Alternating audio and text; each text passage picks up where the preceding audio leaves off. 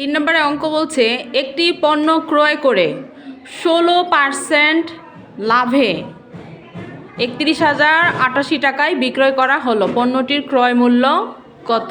তাহলে কত পার্সেন্ট লাভে বিক্রয় করা হয়েছে? 16% লাভে। 16% লাভ মানে কি? 100 টাকায় 16 টাকা লাভ, এবং এটা হচ্ছে বিক্রয় মূল্য, এবং এটা কি করা হচ্ছে? বিক্রয় করা হয়েছে, তাই না?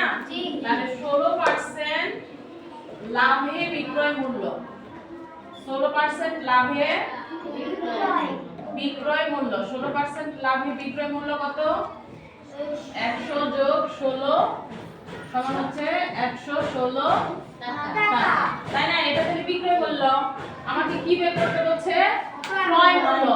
আমরা তো বলছি কিন্তু বিক্রয় করা হয়েছে, তাহলে বিক্রয় মূল্য যেটা বের করতে বলবে সেটা থাকবে আমার ডান দিকে, আর যেটা বের করতে বলবে না সেটা থাকবে বাম দিকে, তাই না? তাহলে বিক্রয় মূল্য যদি 116 টাকা হয়, 116 টাকা হলে তাহলে ক্রয় মূল্য কত বলো? ক্রয় মূল্য কত টাকা? 100 টাকা।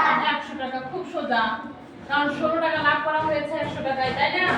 তাহলে ক্রয় মূল্য হচ্ছে 100 টাকা। অতএব বিক্রয়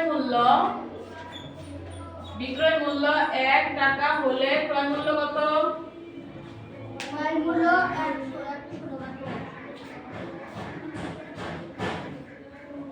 নিচে 116 উপরে 100 টাকা। অতএব বিক্রয় মূল্য কত দেওয়া আছে? 31,088 টাকা হলে ক্রয় মূল্য কত? তাহলে নিচে হচ্ছে 116 উপরে 100, তাই না? 100 গুণন 31,088 টাকা। তাহলে আমরা প্রথমে কি করব? ছোট সংখ্যা এটা, তাই না? এটাকে 4 দিয়ে হচ্ছে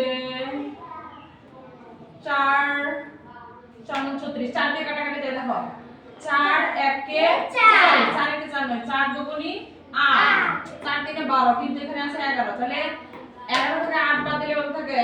3, 3 এর পরে 6 বসলে 36, তাহলে 4 9 36, 4 25 এ 100। এটাকে এখন 29 দিয়ে কাটাকাটি যায় না, তাই না? এখন আমরা কি করব? এটাকে 29 দিয়ে ভাগ করে দেব। কি করব? ভাগ করব। তাহলে এদিকে হচ্ছে তোমার নিচে 29, উপরে হচ্ছে 31 0 8 8, এটাকে আমি 29 1 29 বিয়োগ করে কত নামবে? 2, উপর থেকে নামলো 0, তাই না? তাহলে এটার চেয়ে এটা ছোট হয়ে যায়, 8 নামাইতে হলে আরেকটা শূন্য নিয়ে আমি 8 নামাবো। এরপর কত গুণ দেব বলো? 8 9 9 যদি গুণ দেই 9 দুগুণে 18 হবে না। যদি 6 গুণ দেই তাহলে 6 9 54, আর 6 দুগুণে 12। 29 দিয়ে 31,088 কে ভাগ করে কত পাইছি? 1072। তাহলে এটাকে কয়বার যাবে? 1072। এটার সাথে এখন কি করব? 25 গুণ করব, তাই না? এটার সাথে আমরা 25 গুণ করব। 25 গুণ করলে আমাদের উত্তর বের হয়ে যাবে।